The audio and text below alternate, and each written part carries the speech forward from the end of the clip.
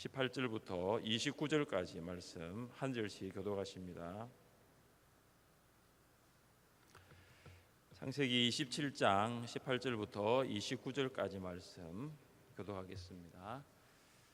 야곱이 아버지에게 나아가서 내 아버지여 하고 부르니 이르되 내가 여기 있노라. 내 아들아 내가 누구냐.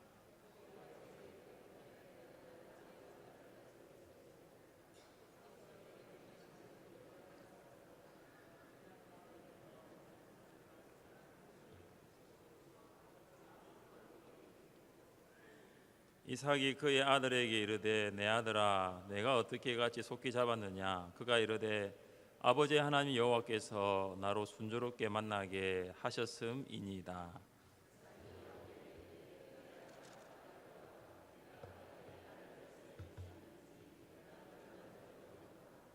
야곱이 그 아버지 이삭에게 가까이 가니 이삭이 만지며 이르되 음성은 야곱의 음성이나 손은 에서의 손이로다 하며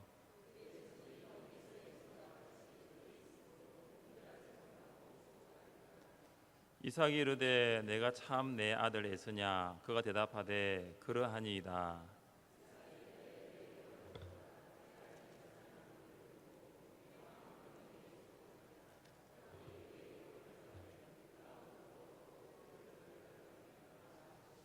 그의 아버지 이삭이 그에게 이르되 내 아들아 가까이 와서 내게 입 맞추라.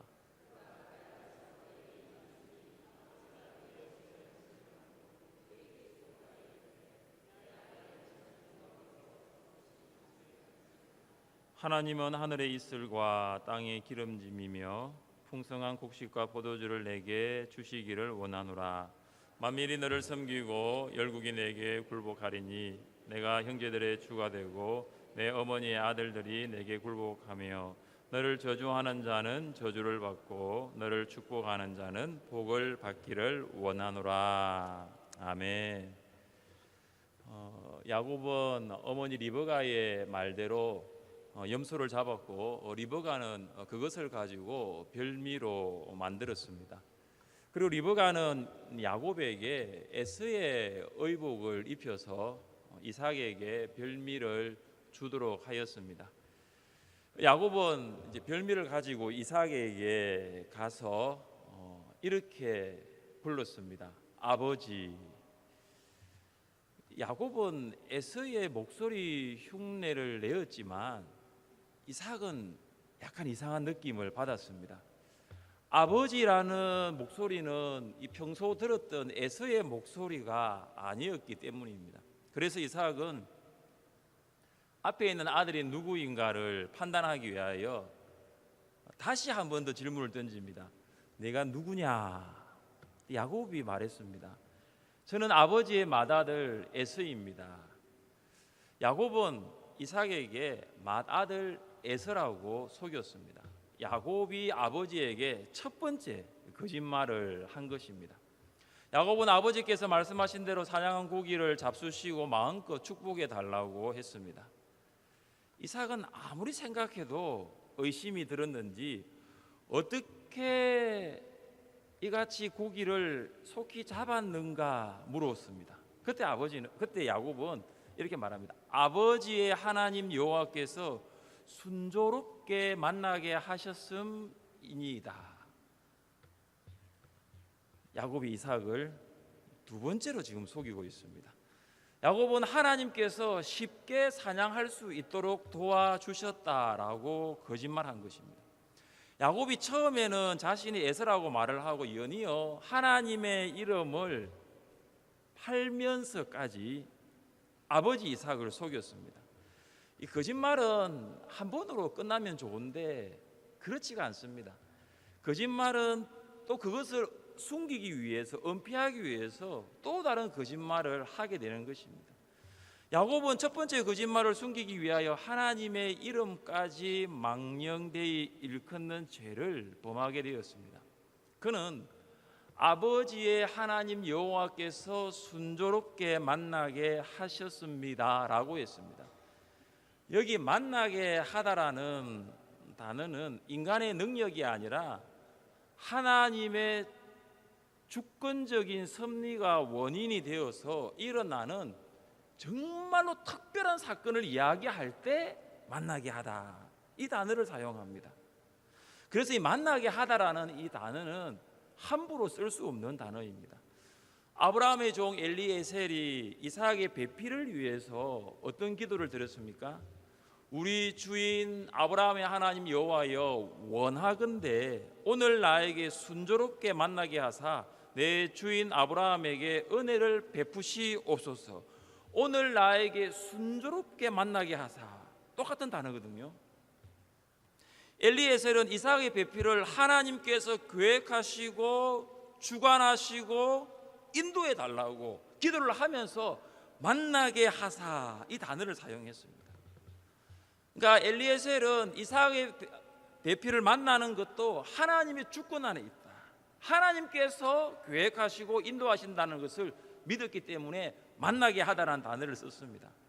그런데 야곱은 이 만나게 하다라는 단어를 하나님의 주권적인 섭리를 고백하기 위해 사용한 것이 아니라 아버지 이삭을 설득하기 위해서 이 단어를 사용합니다. 자기의 그 이기적인 욕망, 인간적인 욕심, 자기가 축복받기 위해서 만나게 하사라는 단어를 사용한 것입니다. 하나님 아버지, 하나님의 이름을 덜먹인 것이죠.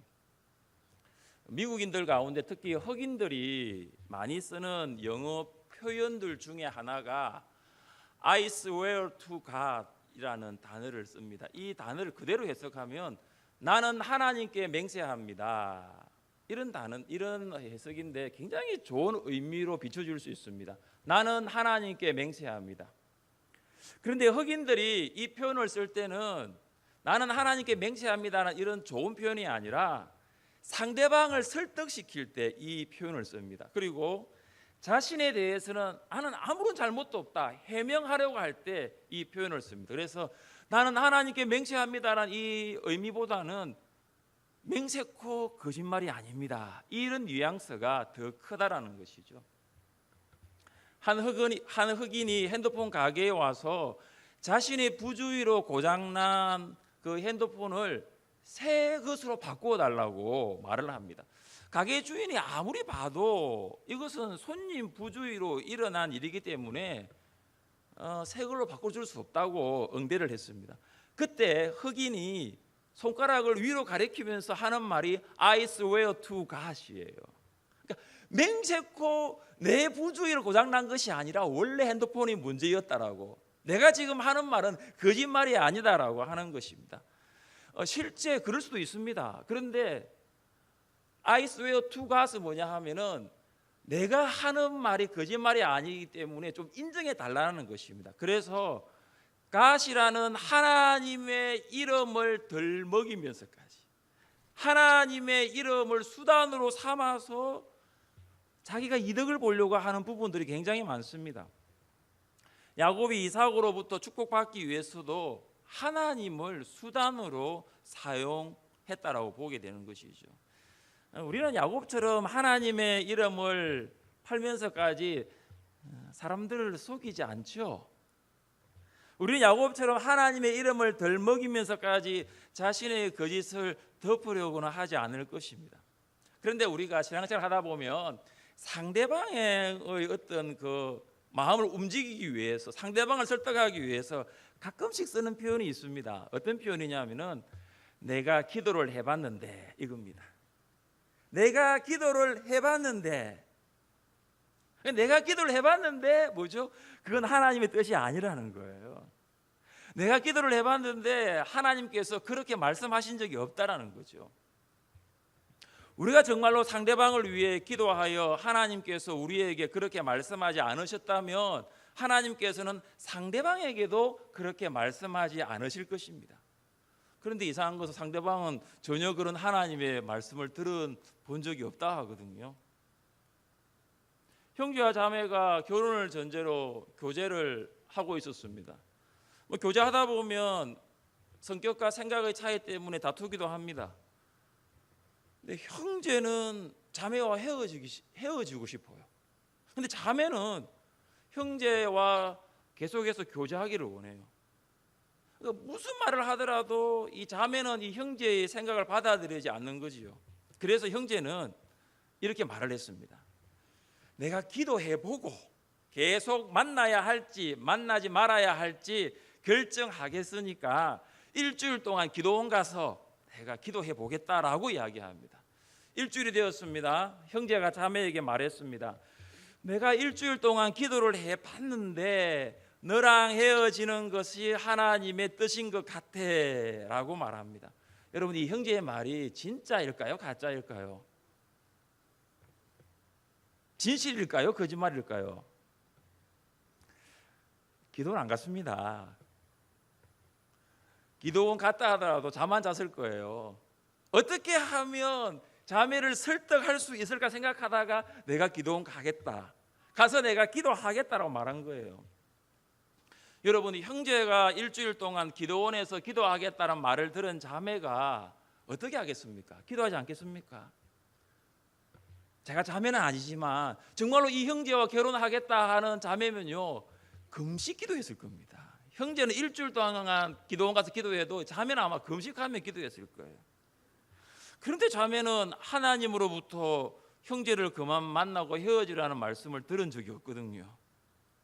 인격적이신 하나님께서는 형제에게도 말씀하셨다면 자매에게도 동일한 음성으로 말씀하십니다. 야곱에게는 하나님의 언약이나 언약 백성의 계승자와 같은 문제는 중요하지가 않았습니다. 야곱은 오직 자신이 축복을 받겠다는 욕심만 가득하여 거짓말하였고 심지어 하나님의 이름까지 파는 것을 주저하지 않았던 것입니다. 이삭은 자신 앞에 있는 아들이 정말로 에서인지 손으로 더듬어 확인하고자 했습니다.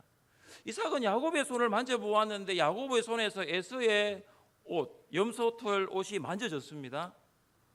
손을 만져보면 분명히 에서는 맞는데 목소리를 들어보면 야곱의 음성이었습니다. 촉감은 에서가 맞는데 음성은 야곱이었던 것입니다.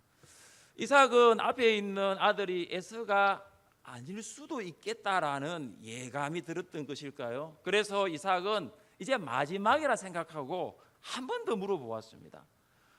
내가 정말로 나의 아들 에서냐? 야곱이 대답했습니다. 네, 그렇습니다. 이로써 야곱은 이삭에게 3번이나 거짓말을 합니다.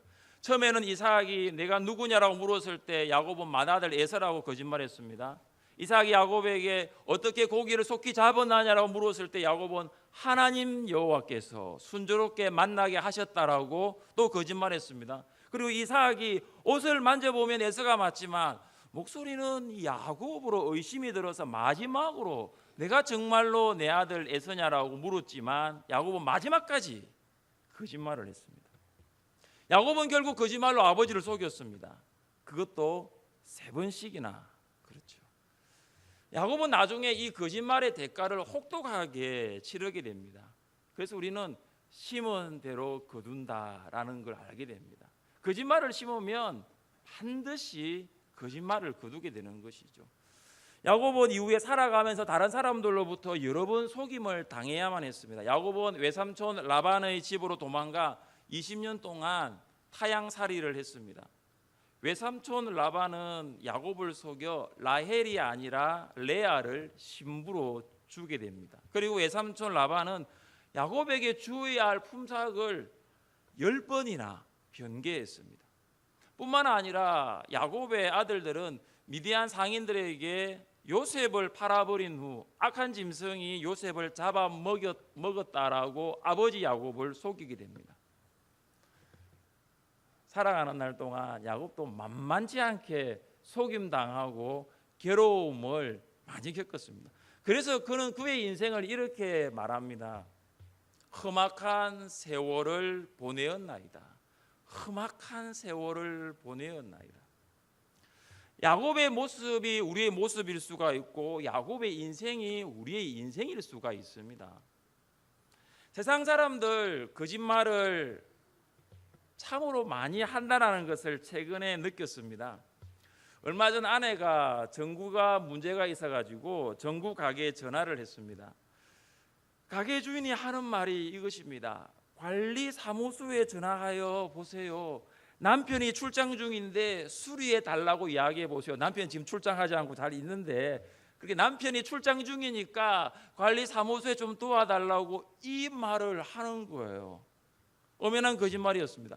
가게 주인은 1초의 망설임도 없이 거짓말을 하는 걸 보면서, 야, 불신자들은 거짓말을 해도 어떻게 아무런 양심의 가책을 받지 않고 저렇게도 잘할 수 있을까 생각을 하게 되었습니다.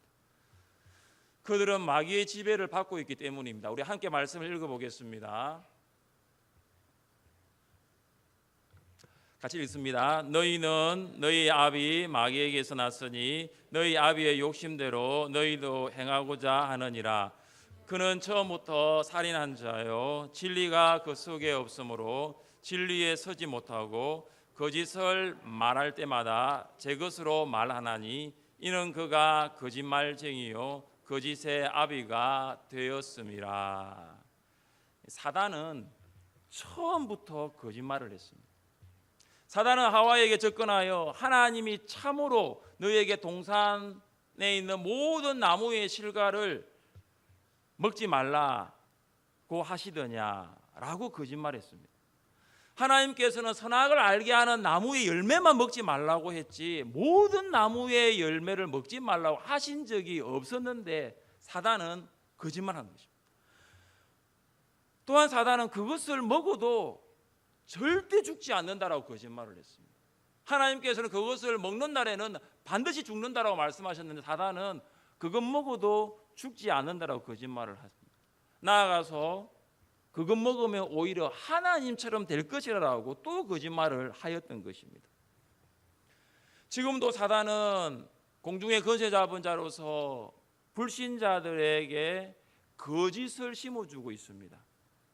말씀과 성령으로 거듭나 하나님의 자녀가 된 우리에게도 상황이 불리할 때는 그 상황을 모면하기 위해 거짓말할 수 있도록 부추기기도 합니다. 또한 성공을 위해서라면, 일신상의 안위를 위해서라면 거짓말해도 큰 문제가 되지 않는다라고 유혹합니다. 우리는 상대방이 물을 때 모르면 모른다라고, 알면 안다라고 말하면 됩니다.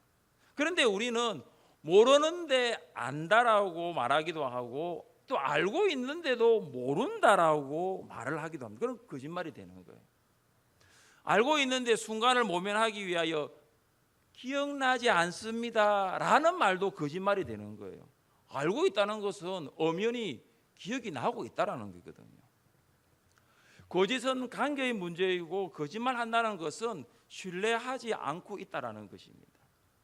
목자와 목원과의 관계도 마찬가지예요. 목자가 전화를 한단 말이죠. 주일날 안 보이던데요. 어디 가셨어요? 그러면 어디 갔다라고 이야기를 하면 돼요.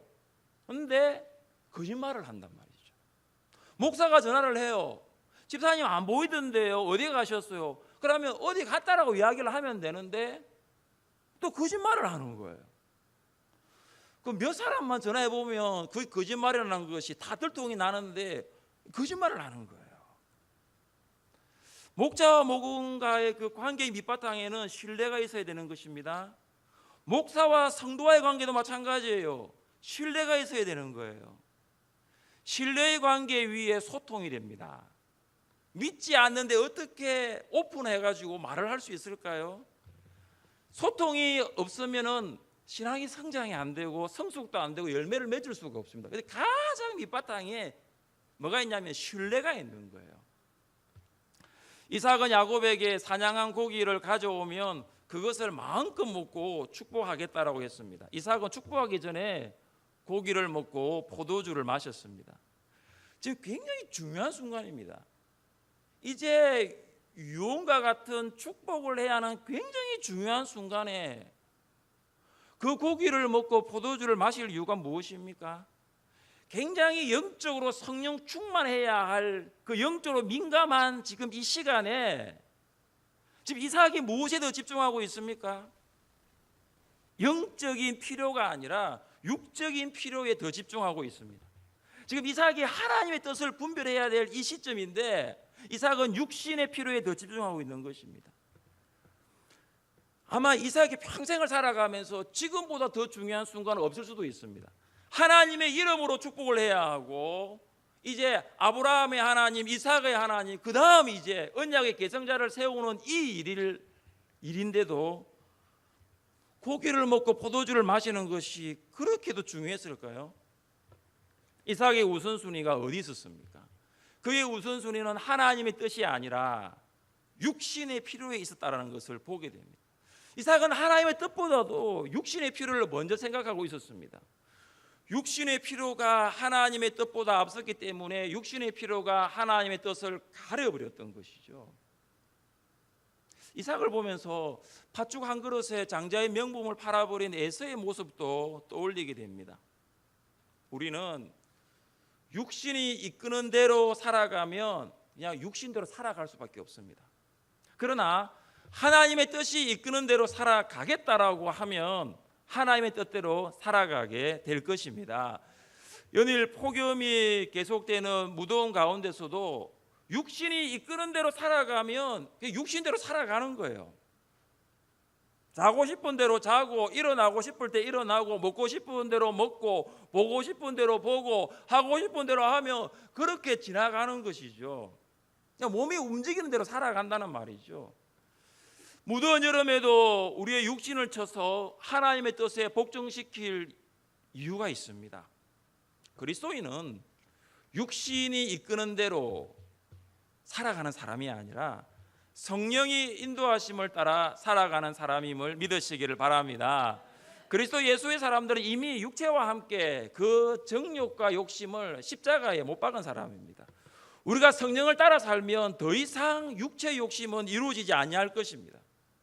성령을 따라 살면 육신의 욕구들은 점점 사라지게 될 것입니다. 육신의 필요를 채우기 위해 육신대로 이끌려 살아가는 자가 아니라 하나님의 뜻을 이루기 위하여 육신을 쳐서 복종시키는 여러분 되시기를 주님의 이름으로 축복합니다. 이삭이 에서와 야곱을 판단하는 일에 사용한 감각을 한번 생각해 봅시다. 그는 시각과 청각을 사용한 것이 아니라 후각하고 촉각을 사용하게 됩니다. 이삭은 이미 노안으로 어두워 볼 수가 없었습니다. 목소리는 분명히 지금 야곱의 목소리인데 손으로 만져보니까 야곱이 아니고 에서인 거예요. 23절입니다. 그의 손이 형 에서의 손과 같이 털이 있으므로 분별하지 못하고 축복하였더라. 이삭은 야곱의 손을 만져보았지만 그 손이 에서의 손인지 야곱의 손인지 분별하지 못했습니다. 또한 야곱은 이삭은 시각과 청각이 아니라 촉각을 의지했다라는 것을 보게 됩니다. 그리고 촉각은 시각과 청각보다 더 정확하지 못합니다. 그리고 후각을 한번 보십시오. 자, 27절 말씀 같이 한번 읽겠습니다. 27절입니다. 그가 가까이 가서 그에게 맞추니 아버지가 그의 옷의 향취를 맡고 그에게 축복하여 이르되, 즉 이삭은 야곱이 지금 입고 있던 옷의 냄새를 맡고 야곱을 에서라고 확신했습니다. 촉각도 그렇고 후각도 그렇고 훨씬 시각하고 청각보다 정확하지 못하다는 것을 보게 됩니다. 이삭은 시각과 청각이 아니라 촉각과 후각에 의지해서 에서와 야곱을 판단했습니다. 그런데 그 판단의 결과는 오판이었습니다. 잘못된 판단이었다는 거죠. 우리도 이런 실수를 할 수가 있습니다. 하나님의 말씀을 읽지 않으면 영적인 눈이 열리지 않습니다. 하나님의 말씀을 듣지 않으면 영적인 귀가 열리지 않습니다. 그래서 우리의 영적인 눈과 귀가 열리지 아니하면 우리는 하나님의 뜻보다는 육신적인 필요에 따라 그 필요에 따라 판단하며 살아갈 때가 많습니다. 그래서 교회를 오래 다녀도 하나님의 말씀을 볼 수 있는 눈이 열려야 하는 거예요. 하나님의 말씀을 들을 수 있는 귀가 열려야 합니다. 그렇게 될 때야 하나님께 쫓아갈 수 있는 거예요. 그래 내가 신앙생활을 오래 했지만 여전히 하나님의 말씀을 볼 수 있는 눈이 닫혀 있고 귀가 닫혀 있으면 하나님의 뜻이 아닌 육신의 필요에 따라 살아갈 수가 있는 것입니다. 일주일만 성경을 읽어보지 않고 보내보십시오. 일주일만 성경을 읽지 않고 시간을 보내면 우리를 향하신 하나님의 뜻을 분별할 수 있는 영적인 눈과 귀가 닫혀버리게 됩니다. 주일 예배 한 주만 한번 빠져보십시오. 정말로 민감한 성도라면 주일 예배 한 번만 빠져도 하나님의 말씀을 듣는 일에 굉장히 소홀하다는 것을 알게 될 거예요. 비록 양육과 훈련 그리고 모임이 방학 중이지만 성경을 읽음으로 하나님의 음성을 듣는 일, 성경을 읽음으로 하나님의 뜻을 분별하는 일에 있어서는 게을리하지 마시기를 바랍니다. 성령은 진리의 영이십니다. 성령이 내조하고 있는 신자라면 거짓말을 하고 싶을 때도 있고 또 막상 거짓말을 하게 될 때가 있어도 그때 성령의 음성을 들을 수 있어야 합니다. 육신의 욕망을 채우기 위하여 거짓이라는 죄는 결단코 범하지 말아야 합니다. 육신의 필요보다는 영적인 필요에 민감하고 육신의 필요보다는 하나님의 뜻을 더 갈급하게 찾는 사람이 되어 하나님의 뜻을 이루어 가시는 여러분 될 수 있기를 주님의 이름으로 축복합니다. 함께 찬양하겠습니다. 찬양팀